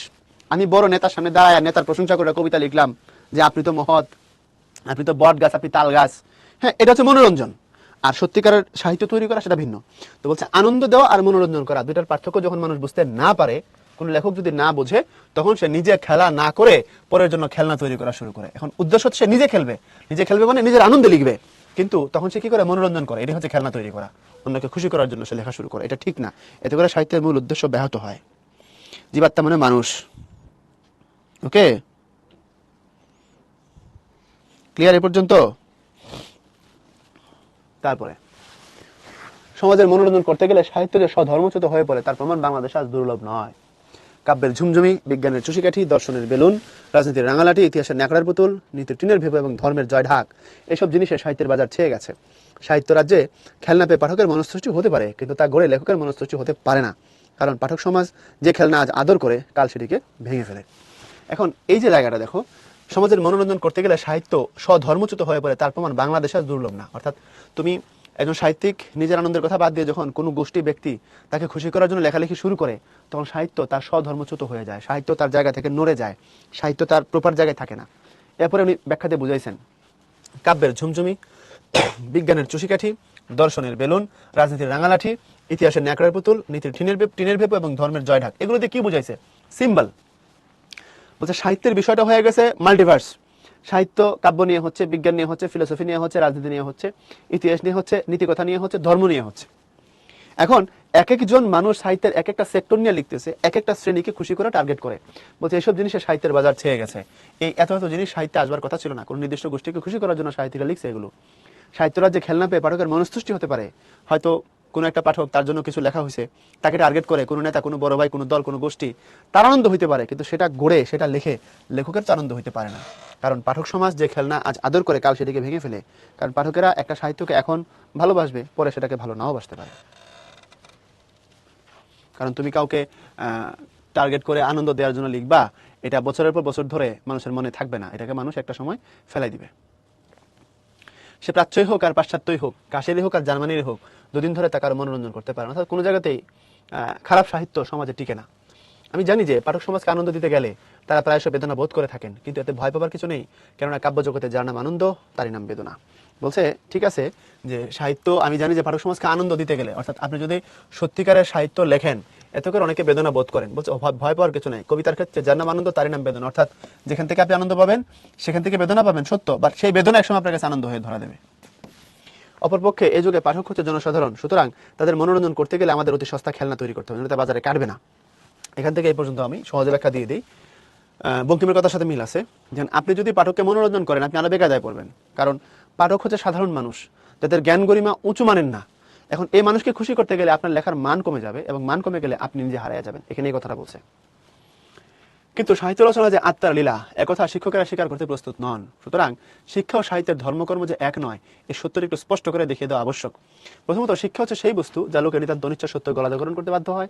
অপরপক্ষে কাব্যরস লোকে শুধু স্বেচ্ছায় নয় সানন্দে পান করে, কেননা শাস্ত্রমতে সে রস অমৃত।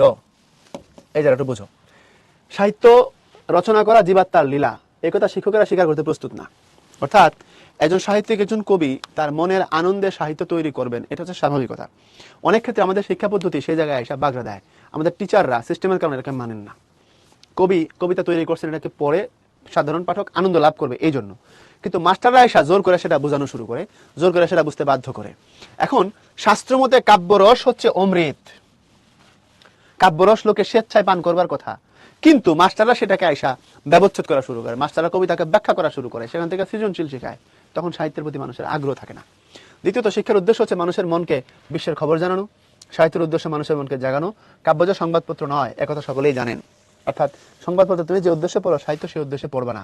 তৃতীয়ত অপরের মনের অভাব পূর্ণ করবার উদ্দেশ্যে শিক্ষকের হস্তে শিক্ষা জন্ম লাভ করেছে, কিন্তু কবির নিজের মনের পরিপূর্ণতা হতে সাহিত্যের উৎপত্তি। সহজ কথা হচ্ছে এই, অপরের মনের অভাব পূরণ করার উদ্দেশ্যে শিক্ষকের হস্তে শিক্ষা জন্ম লাভ করছে, মানে আমি স্টুডেন্টকে জ্ঞান দিতে চাই অ্যাজ এ টিচার, এই জন্য আমি শিক্ষাকে তৈরি করছি। কিন্তু কবিতা তো কবি এই জন্য লিখেন নাই, কবিতা লেখার উদ্দেশ্য তো ভিন্ন। কবিতার মনের আনন্দে লিখছে, নজরুলের মনের আনন্দে তিনি অগ্নিমিয়া লিখছেন, ঠিক না? কিন্তু শিক্ষক স্টুডেন্টের আত্মার তৃপ্তির জন্য তাকে শিক্ষা দেন। সুতরাং শিক্ষকের উদ্দেশ্য আর কবির উদ্দেশ্য ভিন্ন। বাল্মীকি আদিতে মুনি ঋষিদের জন্য রামায়ণ রচনা করেছিলেন, জনগণের জন্য নয়। একথা বলা বাহুল্য যে বড় বড় মুনি ঋষিদের কিঞ্চিত শিক্ষা দেওয়া তার উদ্দেশ্য ছিল না। কিন্তু রামায়ণ শ্রবণ করে মহর্ষিরাও যে কতদূর আনন্দে আত্মহারা হয়েছিলেন তার প্রমাণ, তারা কুশীলবকে তাদের যথাসর্বস্বামীকে কৌপিন পর্যন্ত পেলা দিয়েছিলেন।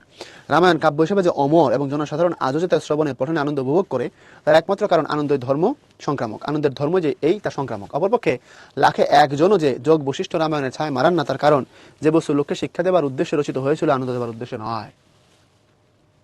আসল কথা এই যে সাহিত্য কোশ্চিন কালেও স্কুল মাস্টারের ভার নেয়নি, এতে দুঃখ করবার কোনো কারণ নেই। দুঃখের বিষয় এই যে স্কুল মাস্টাররা একালে সাহিত্যের ভার নিয়েছেন। এখানে দুইটা রামায়ণের কথা আছে, একটা হচ্ছে শুধু রামায়ণ আর একটা হচ্ছে যোগ বৈশিষ্ট্য রামায়ণ। একটু খেয়াল করো, কই গেল এটা? যোগ বৈশিষ্ট্য রামায়ণ, এটার উদ্দেশ্য ছিল হচ্ছে শিক্ষা দেওয়া। আর শুধু এই যে এই রামায়ণ যেটা, এটা হচ্ছে দেখো বাল্মীকি আদি মুনি ঋষিদের জন্য রামায়ণ রচনা করেছিলেন, জনগণের জন্য নয়। একথা বলা ভালো যে বড় বড় মুনি ঋষিদের কিঞ্চিত শিক্ষা দেওয়ার উদ্দেশ্য ছিল না, অর্থাৎ এটার মূল উদ্দেশ্য ছিল হচ্ছে আনন্দ। আসলে দুইটা রামায়ণ। এখন এই দুইটা রামায়ণের মধ্যে পার্থক্য হলো যোগ বৈশিষ্ট্য রামায়ণ যেটা, এটার মধ্যে শিক্ষা দীক্ষা নীতিকথা কঠিন কঠিন জিনিস ভাববস্তু হাই লেভেলের থট, এই জন্য এটাকে মানুষ খুব বেশি রিসিভ করে নাই। কিন্তু যে রামায়ণটা সাহিত্য, যে রামায়ণের কথা আমরা জানি, এটাকে মহর্ষিরা মুনিরা ঋষিরা সাধারণ পাঠকরা সবাই আনন্দের সাথে গ্রহণ করেছিল। এতটা আনন্দের সাথে গ্রহণ করছিল এই রামায়ণ, যেটা তারা শুনছিল কুশীলবের কাছ থেকে। কুশীলব মানে হচ্ছে যারা এটা অভিনয় করে দেখান বা অভিনয় করে পরে পরে শোনান, তাদেরকে কুশীলব বলে। ওই কুশীলবকে মুনি ঋষিরা অনেক বেশি গিফট করছিল। সোজা কথায় বোঝায় বলি, অনেকে দেখবা সুন্দর করে কেউ নাচতেছে, কেউ এরকম টাকা উড়াচ্ছে। এখন কুশীলবরা যখন রামায়ণ পড়ে শুনাইছে, মুনি ঋষিরা কুশীলবদেরকে তাদের সর্বস্ব দিয়ে দিছে আনন্দে, এমনকি কৌপিন পর্যন্ত দিয়ে দিছিল। এই কৌপিন পর্যন্ত পেলা দিছিল। পেলা মানে হচ্ছে খুশি হয়ে দিয়ে দেওয়া। কারণ কৌপিন জিনিসটা কি? কৌপিন তাদের বইতে লিখছে ল্যাঙট, ঠিক আছে? আমি একবার বলবো, বারবার বলবো না, বুঝলে বুঝ, না বুঝলে না, এটা বারবার বলার শব্দ না। কৌপিন মানে হচ্ছে ল্যাঙট। এখন ল্যাঙট জিনিসটা কি? ল্যাঙট হচ্ছে সরি আন্ডারওয়্যার, ঠিক আছে? ছেলেদের আন্ডারওয়্যার, জাঙ্গিয়া, এটাকে ল্যাঙট বলে। এখন মুনি ঋষিরা এটা পড়েছিল, নিজেদের ধুতি পাঞ্জাবি যথাসর্বস্ব সম্পত্তি দিতে এটাও দিয়ে দিচ্ছে। এবার বুঝছো? অর্থাৎ যে রামায়ণ রচনা হয়েছিল আনন্দ দেওয়ার জন্য, সেটা মানুষকে এত বেশি আনন্দ দিছিল যে মুনি ঋষিরা তাদের সর্বস্ব দিয়ে দিছিল কুশীলবকে। কিন্তু যে রামায়ণের উদ্দেশ্য ছিল শিক্ষা দেওয়া, এটা মানুষের মধ্যে সেই লেভেলের রেসপন্স তৈরি করতে পারে নাই, এটা আনন্দ দেবার জন্য তৈরি হয় নাই। এরপরে বলছে আসল কথা এই যে সাহিত্য কোশ্চিনকালে স্কুল মাস্টারের ভার নেয়নি, অর্থাৎ সাহিত্যের উদ্দেশ্য এটা ছিল না মাস্টারি করানো। কিন্তু এখন দুঃখের বিষয় হচ্ছে বর্তমানে স্কুল মাস্টারেরা সাহিত্যের ভার নিছে, অর্থাৎ স্কুল টিচাররা যেমন আমরা তোদেরকে জোর করে সাহিত্য শেখাচ্ছি, পড়াচ্ছি, অনুধাবন শিখাচ্ছি, জ্ঞান শিখাচ্ছি, হ্যাঁ উচ্চতর দক্ষতা শিখাচ্ছি, আমরা মাস্টাররা সাহিত্যের ভার নিয়ে নিছি। বুঝা গেছে? ডান। বাল্মীকি কি? বাল্মীকি একজন মানুষের নাম। উনি উনি লেখালেখি করছিলেন, রামায়ণের রচয়িতার নাম বাল্মীকি, তার মূল নাম হচ্ছে রত্নাকর, আর পরবর্তীতে তার নাম হয়েছে বাল্মীকি। বাল্মীকি শব্দের মূল অর্থ হচ্ছে উই পোকার ঢিবি। উই পোকার ঢিবি মানে হচ্ছে উইয়ের ঢিবি। উই পোকা তো চিনোস, ওই যে কাঠ খায়, মাটি বড় বড় উঁচু ঢিবি তৈরি করে, স্তূপ তৈরি করে। রত্নাকর প্রথম জীবনে ডাকাত ছিল, পরবর্তীতে ভালো হয়ে যায় এবং ভালো হয়ে সাধু হয়ে যায়, মুনি ঋষি হয়ে যায়। তখন সে এই যে সাধনায় বসছেন এরকম করে অনেক লম্বা সময় ধরে সে সাধনা করছে, এক জায়গায় বসেছিল। তো ওই পোকা মনে করছে এটা বুঝি মরা, অথবা এটা মানুষ না, এটা গাছ টাছ কিছু একটা। তখন তারা ওই মাটি দিয়ে তাকে ঢাকা ফেলছে, সে হয়ে গেছে উই পোকার ঢিবি। তখন মানুষ তারা বলছে তুমি উইয়ের ঢিবি। উইয়ের ঢিবি মানে তুমি বাল্মীকি, বাল্মীকি মানে উইয়ের ঢিবি। তো সে সাধক হওয়ার পরে রামায়ণ রচনা করছে। প্রথম জীবনে ছিল ডাকাত, পরের জীবনে ছিল সাধক। মুনি যিনি, ঋষি তিনি। সাধকরা সাধকদেরকেই মুনি ঋষি বলা হয়। বাংলাদেশ নামকরণ করা হয় 1971 সালে, না বাংলাদেশ নামকরণ করা হয়েছে 1967 সালে।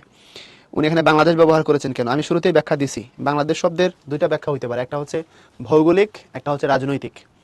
রাজনৈতিক ব্যাখ্যা যদি বলো, আমাদের রাজনৈতিক সার্বভৌমত্বের সীমা যেটা, এটা 1,47,570 বর্গ কিলোমিটারের যে এরিয়া, 20-26 অক্ষাংশ, 88-92 দ্রাঘিমাংশ, এই যে ভূখণ্ড, এটার নাম বাংলাদেশ। এটা রাজনৈতিক প্রেক্ষাপটে স্বাধীন সার্বভৌম রাষ্ট্র। আর বাংলাদেশ কথার আরেকটা ভৌগোলিক অর্থ হইতে পারে এরিয়া ধরে, যেখানে যেখানে বাঙালি বসবাস করে সেটা বাংলাদেশ। যেমন পশ্চিমবঙ্গ, বাংলাদেশ, আমাদের আজকের দেশ, সবটা। ওই সাহিত্যের মধ্যে বাঙালিদের এরিয়া বোঝানোর জন্য বাংলাদেশ কথাটা ব্যবহার হয়েছে। এটা ভৌগোলিক টার্মে হয়েছে, রাজনৈতিক টার্মে না। যে অর্থে আমাদের একটা অপরিচিতার মধ্যেও রবি ঠাকুরের কথাটা ইউজ করছে, আমি শুরুতে ব্যাখ্যা দিছি। ওকে, তারপরে বইয়ের জন্মসাল 1868, 1946। পেলা কি? পেলা মানে গিফট, সবকিছু দিয়ে দেওয়া। কবির মধ্যে পেলা দিয়েছিলেন, গিফট দেওয়া। ওকে, এরপর এটা শেষ করে ভাইয়া আমি ব্রেক দিব। কাব্যরস নামক অমৃতে যে আমাদের অরুচি জন্মেছে, হয়তো আমরা আজকে প্রশ্ন নিয়ে আলোচনা করতে পারবো না, সঙ্গত কারণেই, মন খারাপ করে লাভ নাই। কারণ আমি লাইন টু লাইন বুঝাই দিচ্ছি, প্রশ্ন নিয়ে আলোচনা করে সময় নষ্ট করার জন্য না। আর লাইন টু লাইন না বুঝলে আলাদা ছিল। কাব্যরস নামক অমৃতে যে আমাদের অরুচি জন্মেছে, তার জন্য দায়ী এ যুগের স্কুল ও তার মাস্টার। কাব্য পড়বার ও বোঝবার জিনিস, কিন্তু স্কুল মাস্টারের কাজ হচ্ছে বই পড়ানো ও বোঝানো। লেখক এবং পাঠকের মধ্যে এখন স্কুল মাস্টার এসে দাঁড়াই রয়েছে। আমি এটা পুরো ব্যাখ্যা দিয়ে দিচ্ছি, এটা সহজ আছে এই জায়গাটা। বলছে মানুষ যে কবিতা পড়তে চায় না, তার জন্য টিচাররা দায়ী। কেন? কারণ কবি কবিতা লিখছে, মানুষ পড়বে, এখান থেকে আনন্দ নিবে, সাহিত্যের রস আস্বাদন করবে। কিন্তু টিচাররা এসে জোর করে এটাকে গেলাচ্ছে। প্রথম 8 লাইন মুখস্থ লেখ, একটা বানান যদি ভুল হয় চামড়া উঠাই নিব। তাহলে সাহিত্য আমার কাছে আনন্দের আর থাকতেছে না। আমি জোর করে তারা মুখস্থ করতেছি, কবিতার মধ্যে কয়টা ফুলের নাম, কয়টা পাখির নাম, কোনটা মানুষের নাম, কয়টা চরিত্র, আমি এইসব পড়তেছি। এটা রস আমি নিচ্ছি না। আমি যদি এটাকে এরকম পড়তাম, ওই দেখা যায় তাল গাছ, ওই আমাদের গা, ওইখানেতে বাস করে, কানাবগের ছা, ওবগে তুই খাস কি, পান্তা বাদ চাস কি, পান্তা আমি খাই না, পুঁটি মাছ পাই না, একটা যদি পাই অমনি ধরে ঘাপুস ঘুপুস খাই। এটার মধ্যে যে প্রকৃতির কথা আছে, গ্রামের কথা আছে, তাল গাছ যে গ্রামে হয়, বক যে একটা পাখি, এই বকের খাবার যে মাছ, ও যে শিকার করে, এগুলো সুন্দর করে একজন সাহিত্যিক মাস্টার অথবা একজন সুন্দর করে বুঝাইলে স্টুডেন্ট আনন্দ পাবে, মজা পাবে, সে বুঝবে, তাই না? শহরে অনেক ছেলেবেলা হয়তো কোনোদিন বক দেখেই নাই, কিন্তু এটা না করে আমাদের টিচাররা কি করতেছে, সেটা বড় লাঠি নিয়ে আসতেছে, সেটা বলতেছে এটা 10 লাইন মুখস্থ করে লেখ, বানান ভুল হলে খবর আছে তোর, একদম চামড়া উড়ায় নেব। তাহলে সাহিত্যের রস, সাহিত্যের আনন্দ থেকে আমরা বঞ্চিত হচ্ছি কেন? আমাদের সিস্টেমের কারণে, আমাদের স্কুল মাস্টারদের কারণে। স্কুল মাস্টারদের কথাটা বলছে এটা, বলো তুমি এটাকে সিস্টেম বুঝবা আর কি, টিচারদের তো আর দোষ নাই, সিস্টেম তাকে বাউন্ড করে। টিচারদের দোষ আছে এই জায়গায় একটু, সেটা হলো এই যে সাহিত্যের রস দিয়েও পোলাপানের পরীক্ষা পাশ করানো সম্ভব, টিচাররা সেটা করে না। বোঝা গেল? সাহিত্যের রস যেটা, সেটা দিয়েও পোলাপানরে কি করানো সম্ভব, পরীক্ষায় ভালো করানো সম্ভব। কিন্তু টিচার এসে রস টস নাই, মাস্টারের মধ্যে তো রস নাই, সারাদিন বসে তো ঝগড়া করে উপরে উঠে থাকে, বেচারা এসে পোলাপানের উপরে লাগ ঝাড়ে। এই জন্য বলছে যে কাব্য যে পড়বার জিনিস, বুঝবার জিনিস, আনন্দের জিনিস, মজার জিনিস, এটা না। কিন্তু মাস্টাররা সেটা কি করছে, বই পড়ানো, বোঝানো। এখন টিচার, কবি আর হচ্ছে স্টুডেন্ট, তার মাঝখানে স্কুল মাস্টার এসে বেতলা দাঁড়ায় গেছে। এই জন্য কবির অনুভূতির সাথে পাঠকের অনুভূতির কোনোদিনও মিল হয় না, তারা একসাথে যায় না। আমরা কাব্যের ভিতরকার পোস্টমর্টেম বুঝি, কাটাকুটি বুঝি, কিন্তু কাব্য কি জিনিস আমরা বুঝি না। হীরা আর কয়লা একটা আরেকটার যৌগ, এটা আমরা বুঝছি সায়েন্স পড়ার কারণে, কিন্তু এর বাইরে আমাদের আর কোনো কিছু জানার এখানে সুযোগ নাই। অথচ এত জ্ঞান সত্য আমরা সাহিত্যে কাঁচকে হীরা আর হীরাকে কাঁচ বলে নিত্য ভুল করি, অর্থাৎ আমরা অনেক সময় অনেক সত্য জিনিসটা বুঝি না। এবং হীরা ও কয়লাকে এক শ্রেণীভুক্ত করতে তিলমাত্র দ্বিধা করি নেই। কোনো কোনো সময় হীরা আর কয়লাকে এক শ্রেণীভুক্ত করে ফেলে, অথচ কোথায় হীরা আর কোথায় কয়লা। কেননা ওরূপ করা যে সঙ্গত তার বৈজ্ঞানিক প্রমাণ আমাদের মুখস্থ আছে, কারণ এটা চাপে তাপে কয়লার যৌগই তো হীরা, আমরা এরকম করে শিখছি, কিন্তু সত্যিকার উপলব্ধি আমাদের মধ্যে নাই। সাহিত্য শিক্ষার ভার নেয় না, কেননা মনোজগতায় শিক্ষকের কাজ হচ্ছে কবির কাজের ঠিক উল্টা। কারণ কবি যেটা করে শিক্ষকের কাজ ঠিক তার উল্টা দিকে। কারণ কবির কাজ হচ্ছে কাব্য সৃষ্টি করা, আর শিক্ষকের কাজ হচ্ছে প্রথমে তার বধ করা, তারপরে তার শবচ্ছেদ করা, এবং ওই উপায়ে তার তত্ত্ব আবিষ্কার করা, প্রচার করা। তো কবি কবিতা লেখেন, আর শিক্ষক এসে কবিতারে বধ করে, হত্যা করে, তারপর তার পোস্টমর্টম করে। এই জন্য কাউকে শিক্ষা দেওয়া না, কবিদের কাজ কারো শিক্ষা দেওয়া না। বলছে এসব কারণ নির্ভয়ে বলা যেতে পারে কারো মনোরঞ্জন করা সাহিত্যের কাজ নয়, কাউকে শিক্ষা দেওয়াও না। সাহিত্য ছেলের হাতের খেলনাও না, গুরুর হাতের বেতও না। এটা তুমি খুব সামান্য জিনিস না, ছেলের হাতের খেলনা, আবার খুব ট্যাগ জিনিসও না, গুরুর হাতের বেতন তুমি জোর করে শিখবা, এমন কিছু না। এটা আনন্দের ব্যাপার। বিচারের সাহায্যে এই মাত্র প্রমাণ করা যায়, তবে বস্তু যে কি তার জ্ঞান অনুভূতি সাপেক্ষ, তর্ক সাপেক্ষ নয়। সাহিত্যে মানবতা খেলা করে এবং সেই খেলার আনন্দ উপভোগ করে, একথার অর্থ যদি স্পষ্ট না হয় তাহলে কোনো সুদীর্ঘ ব্যাখ্যার দ্বারা তা স্পষ্টতর করা আমার অসাধ্য। বলছে সাহিত্যে মানবতা খেলা করে এবং সেই খেলার আনন্দ উপভোগ করে। সাহিত্যের ভিতরে গল্প, কবিতা, গান, উপন্যাস, নাটক, এর মধ্যে মানবতার খেলা আছে, মানবতার আনন্দের উপাদান আছে। যদি আপনি এটা না বুঝে থাকেন, আপনার আমি কোনোভাবে সেটা বুঝাইতে পারবো না, রাইটার বলতেছে। এসব কথা শুনে আমার জনৈক শিক্ষাভক্ত বন্ধু এই সিদ্ধান্ত উপনীত হয়েছেন যে সাহিত্য খেলার চলে শিক্ষা দেয়, অর্থাৎ বাঙালি শিক্ষার বাইরে যেতে পারে না। কি আমরা দেখো না, সিনেমা দেখতে বসে বলি যে এটা থেকে মানুষ কি শিখবে? আরে বাবা, তুই গেছো সিনেমা দেখতে, তুই বিনোদন কর। হ্যাঁ, কোথায় সেখান থেকে মানুষ কি শিখবো? বাবারে বাবা, সব জায়গায় মাস্টারি। তো এই জন্য বলতেছে যে এসব কথা শুনে আমার জনৈক শিক্ষাভক্ত বন্ধুরা কি শিক্ষাভক্ত, ও সাহিত্য ভক্ত না। সাহিত্যের রোমান্স, সাহিত্যের আলাপ, সাহিত্যের আনন্দ সে বোঝে না। সে ঘুরাই বলতেছে সাহিত্য নাকি খেলার চলে শিক্ষা দেয়, অর্থাৎ সাহিত্য খেলায় কিন্তু আলটিমেটলি শিক্ষা দেয়। এই কথাটাও একেবারে ভুল না। সাহিত্যের মধ্যে থেকে তুমি আনন্দই নিবা, সাহিত্যের আনন্দই তুমি আস্বাদন করবা, সাহিত্যের রস তুমি ফিল করবা, এর দ্বারা তুমি মানুষ হবা, এটাও তো সত্য। এরপরে এখানে শব্দার্থ ব্যাখ্যা আছে, এন্ড দেন এখানে কিছু প্রশ্ন আছে, প্রশ্নগুলো তোমাদের পারার কথা। এই যে শিক্ষা কি, রামায়ণ কে লিখছে, সস্তা করার অর্থ কি, ইত্যাদি। হ্যাঁ, সো আসো আমরা একটু বহু নির্বাচনী প্রশ্নগুলো দেখি, নাকি একটু ব্রেকের পরে দেখবো? ব্রেকের পরে দেখি আমরা। হ্যাঁ, ব্রেক নিই, তারপরে আইসা আমরা প্রশ্ন নিয়ে আলাপ দিই। ব্রেক কতক্ষণ দিব? সময় তো নাই, 2:45 শেষ হবে ইনশাল্লাহ। যা 6 মিনিট কথা বলছি, 6 মিনিট পর। অফ করছেন?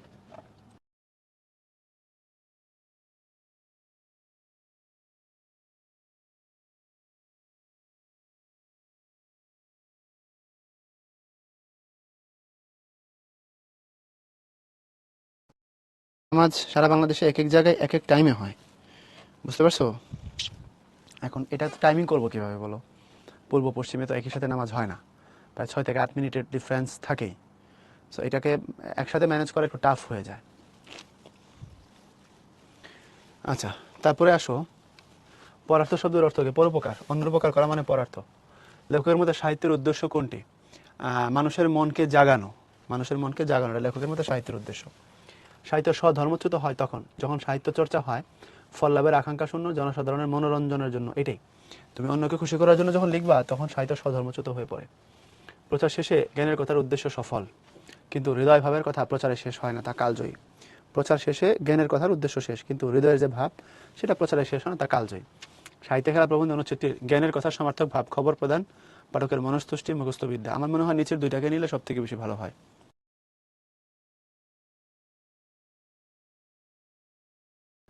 আচ্ছা, দেখতেছি। তো এখন খেয়াল করো, সাহিত্য খেলার প্রবন্ধে অনুচ্ছেদটির জ্ঞানের কথা সমার্থক, জ্ঞানের কথা যদি এখান থেকে আমরা নিতে চাই, খবর প্রদান, পাঠকের মনস্তুষ্টি, মনস্তুষ্টির কথা বলা হয়নি, মুখস্থ বিদ্যা। তো এটা 1 আর 3 ভালো উত্তর, বাট অপশনে আমরা ম্যাচ করাতে পারতেছি না প্রপারলি, এটা তাহলে থাক। এরপরে সাহিত্যকার প্রবন্ধ অনুসারে নিচের কোনটি অনুচ্ছেদের মূল ভাবের সঙ্গে অধিক সঙ্গতিপূর্ণ? আচ্ছা, মনের শূন্যতা পূর্ণ করা সাহিত্যের লক্ষ্য, কল্যাণ সাধন করা সাহিত্যের প্রধান উদ্দেশ্য, প্রশংসা অর্জনের জন্য সাহিত্যের সৃষ্টি, মনের সঙ্গে সম্পর্ক রচনা সাহিত্যের বৈশিষ্ট্য।